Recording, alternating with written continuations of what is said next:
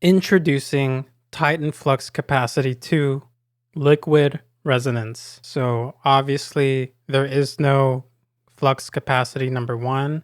And if you want the proof, let's do a quick search. You got Panini Flux Basketball. You got Titan Stacking Flux. Titanium Easy Flux. You got actually a soft video. What is this like? And of course you got the game. I'm going to look at that later. The game on Glitchwave is what I mean. You got a person who played through it. What is this? So there's a softpedia, like a softwarepedia, like, okay, which is like the Wikipedia of software page for Titan Flux Capacity 2, which it's kind of just paraphrasing Jake Clover's description there. So Softpedia, according to Softpedia, this game is an arcade game where you must take on the role of a man who decided to put an end to humanity. Controls are really simple to learn. Use WASD and mouse, jump to drive/exit vehicles. So compared to the description over here, a man must face the biggest known threat whom has decided to put an end to humanity. Use the WASD and mouse, jump to drive/exit vehicles. Okay. So it's like roughly the same description. And the one thing that these two don't really, that contradict each other on, this says updated December 6th. I guess that's just an update. But here it says published on the official page, published on November 16th, 2012. This is for all ages, mild cartoon violence, made on Game Maker. And of course, I get into the community stuff later. So probably less obvious to the viewer, but really obvious to me, is that this game has one of the more quiet soundtracks. And the aspect that is just obvious to everyone is you're not supposed to read that font. Like I can make out evil from outer space. I could barely make out Jake Clover's name in the beginning screen. Something about nothing. And I can't even make out the figures at the bottom. Those look like aliens and like some dude. Some dude I think you're going to play as. Well, I know you're going to play as him because I had to test the audio for this game. Oh yeah, which dude? Roulette. Something. Oh, I'll kill them all is what it says. And this is how you reload. The background looks like a spectrogram, if I'm even correct on that.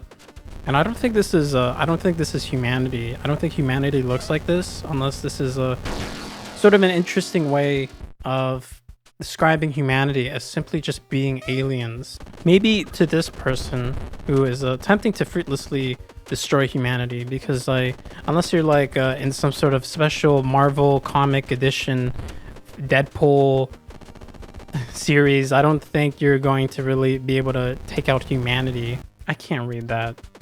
I don't have the right glasses for it. I need my certified gunners.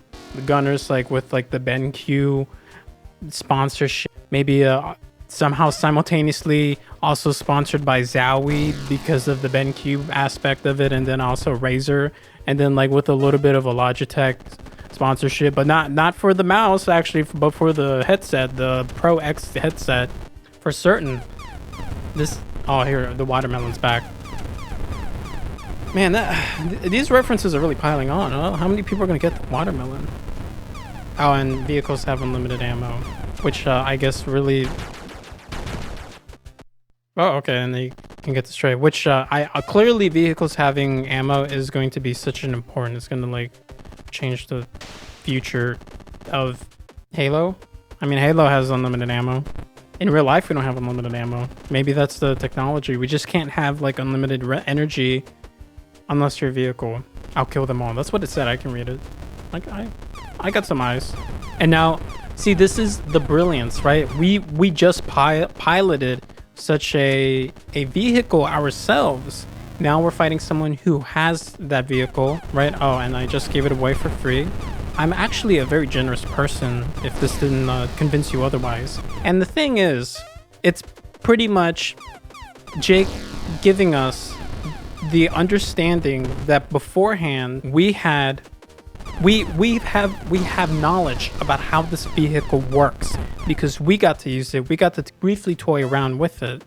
And now this is our just desserts, or more so mine, because once again, I kind of gave away the the vehicle. But now it's mine's to keep, as Kendrick Lamar once said on the one of the most notable songs ever made, how much a dollar costs. And fortunately, this game was free. So how much does a free game cost? I don't have to think at all about like losing my money on this game, right? I'm paying with a different currency, and maybe for some people, you may consider that currency to be just simply time. And I don't quite remember the Kendrick Lamar song addressing the value of time. I don't know what it said. The value of time relative to the currency, you know, that is obviously so important to discuss, and how much a dollar costs. Now, of course, in the song, Kendrick insists that the value of the dollar, can I reload? No, I have a limited loadout. So of course, in the game, Kendrick argues that the value of a dollar is that which is very much reliant on, well, I don't know. I don't completely understand the allegory of the song unless I go on like Rap Genius.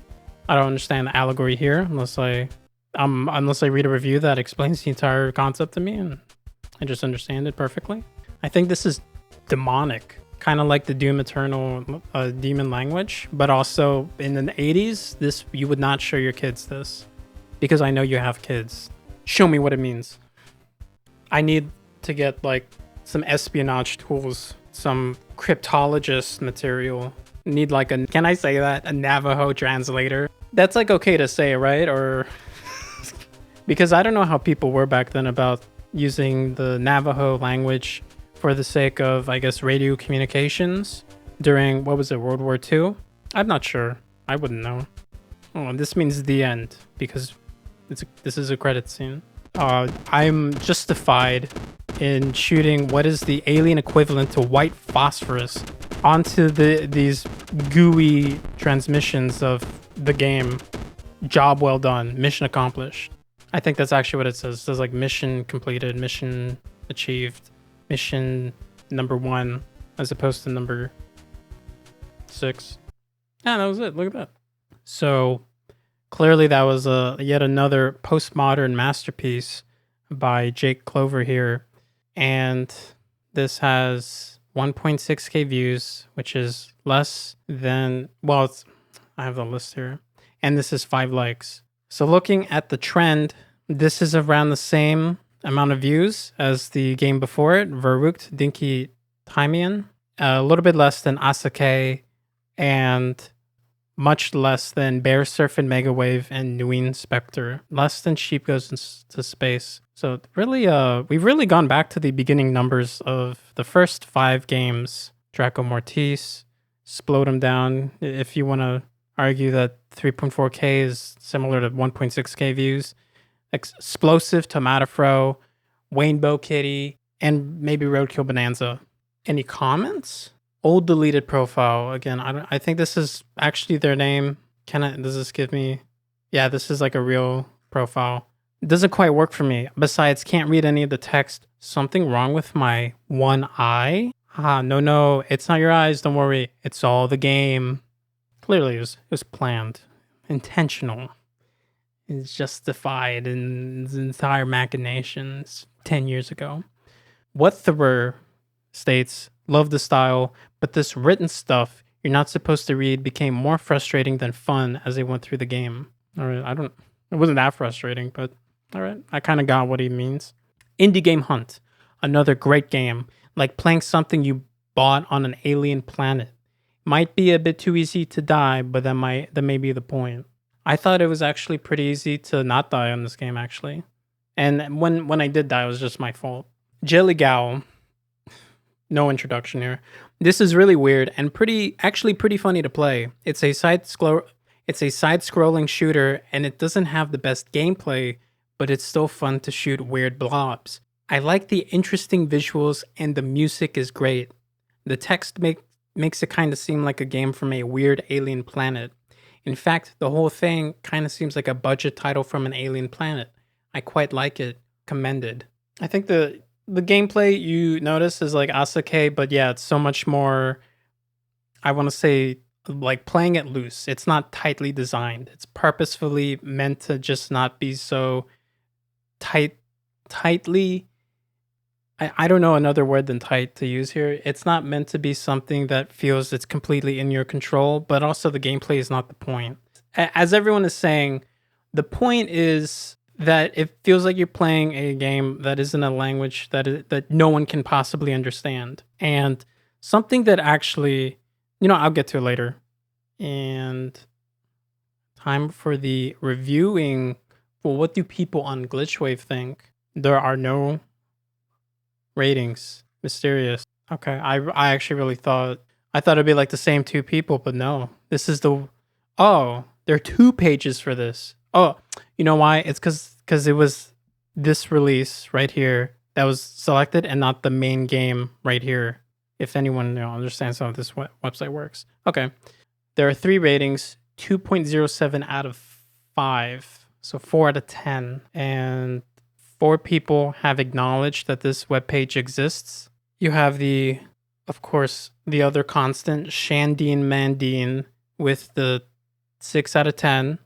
Muriel with the 5.5 out of 10.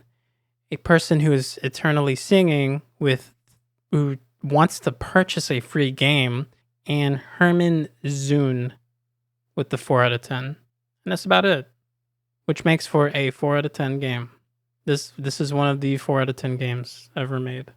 This game's too quick. This is going too quick for compared to the other episodes. Mechanics. I mean, let's be honest, mechanics don't matter, but yeah, we'll get through it, right?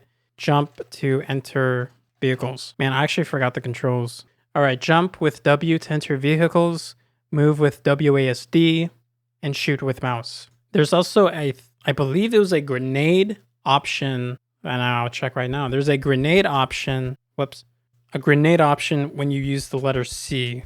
No, it's right mouse. So grenade is right mouse or M2 for people who care about hotkeys.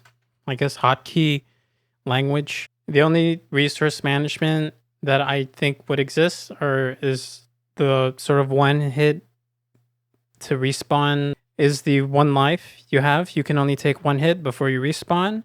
And also the very obvious one, ammo. You have 3, I believe it's magazines. Someone's going to get mad.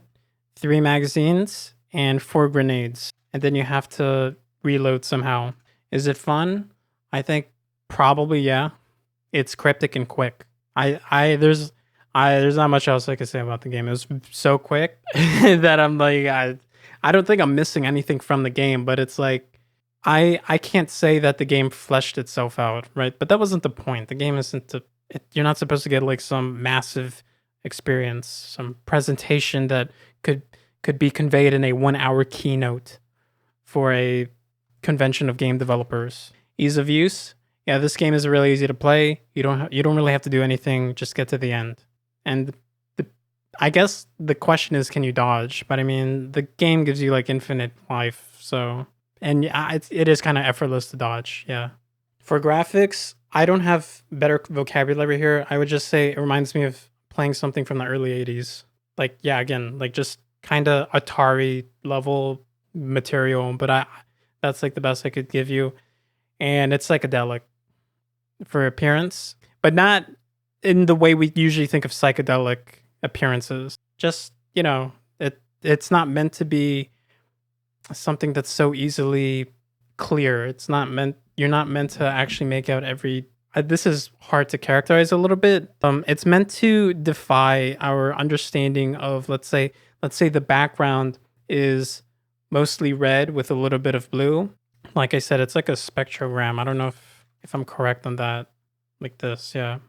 It's like a spectrogram. The background looks like a spectrogram, if I'm even correct on that. And this is clearly not meant to present the usual background of Earth, but something of an alien planet. So I'll say psychedelic and alien. Maybe the one case where you have it's like a plain psychedelic space rock, if it were a musical genre. For a soundtrack, it's really just a chiptune song that isn't credited, so I assume Jake Clover himself made this. Not really much to say. It has like a bass, a kick drum. That's about it. And the sound design is basically just shoot the gun. Like there are gunshots and there are explosions. And if I recall correctly, vehicles do have their own sound effects. Yeah, look at that explode. Oh, damn. Yeah, there's the humming of the motor. Yeah, there you go. Story and writing. The in-game story is to destroy humanity, but the actual story is that you are playing a game from another planet with a language that does not exist. A little bit, I think, meta. So there's like an extra dimension to the story or the writing of it. Is it repetitive? No. The checkpoints are convenient and the game is not challenging. So you don't even really there's like just there is no point of the game where you have to deliberately learn a pattern and try to understand what you're fighting against. You can really just keep going on and on. There's the one part with the cannons. I just kept running and it was easy. Even the part with the big boss at the end, just it kind of feels like you're meant to cheese the boss a little bit. You could just like stand under that corridor and the boss actually can't fit through it. As long as you hit it with a grenade, you pretty much have killed it, right? And even if you get hit by the boss, the checkpoint is right there. So where does this game, Titan Flux Kapacity, stand in the wider scheme of all things gamer? This is one of the few games that has tried to use a language that does not exist. So there is a very obscure visual novel where the creator wanted to mimic a playthrough of a visual novel in Japanese, but this is hard to explain. The creator would play visual novels in Japanese, but the creator did not understand, of course, how to speak Japanese. So what the creator wanted to do is, what if there's a visual novel in a language that you just could not understand at all? And you are trying to get to the ending of that visual novel while not understanding any option presented to you. I don't know if I conveyed that well enough. So basically, there's a game developer who made a visual novel that is not in a language that exists on Earth, and you have to just simply guess what actions you were performing and what the character you were talking to is saying. And this is meant to mimic the experience of playing a visual novel in Japanese, wherein you do not understand Japanese at all. I think I explained it well there. The other obvious one is Outer Wilds, right? Obviously, the Nomai. Obviously, yeah. I can't go further without spoiling anything. Just the Nomai. What could be done? I mean, I don't think much could be done better. I think this actually really conveys what it wants to convey. Yeah. And the audio was improved this time around. So, yeah, props. Where does it stand amongst the work of the developer? I think this is a sort of follow-up to Asake, where it is trying to subvert your expectations using what seems to be a very typical run-and-gun kind of arcade-style game by adding a sort of outside influence upon it that is just not found in other, let's say, Newgrounds type of Flash games, maybe plural, I don't know. And this game is also a contrast to Fear Chukins. So that's apparently it. I'm going to say, yeah, this is definitely more of a thoughtful experience than, let's say, Explosive, Tomatofro, Fear Chukins, which, yeah, those were more traditional despite all the quirky implementations of the story. But for this game, it tries to not simply be quirky, but to have this angle that is even more uncommon, but also artistic, also trying to actually convey something a little bit more meaningful to the viewer, something I guess that provokes the viewer or makes them think a little bit more about maybe what art in the game may appear to be. It's my best way of summarizing it. As always, GG's. Good games, because I don't know anything else to say here. Yeah, this was a quick one. Speedrun. Whoa.